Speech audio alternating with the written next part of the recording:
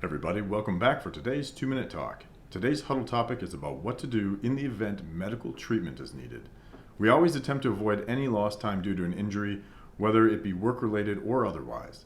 If you'd like to seek medical attention due to a work-related injury, it is important that you report this to your supervisor prior to making any appointments.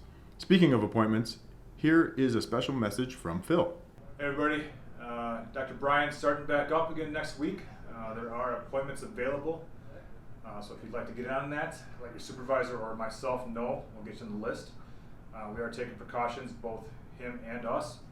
We'll be doing temperature checks at the beginning of the appointment and sanitizing his table before and after visits, and both Dr. Brian and the patient will be wearing a mask during the visit. Thanks, Phil. Yesterday we talked about the compactor and keeping that area clean. We also need to stay on top of housekeeping in other areas. You can see in this picture that there is debris on the floor of this trailer that we started loading racks onto.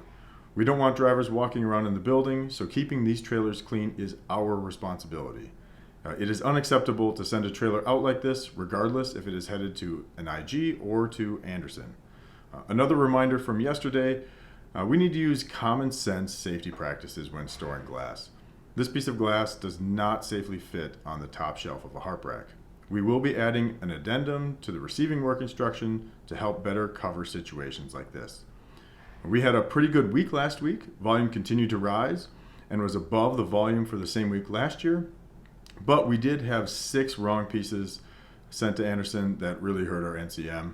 You may have noticed the yellow light moving from green, but all in all, we're still looking good for the month, so let's keep up the good work. That's all I have for today. Thank you for tuning in. Stay safe, and I'll see you tomorrow.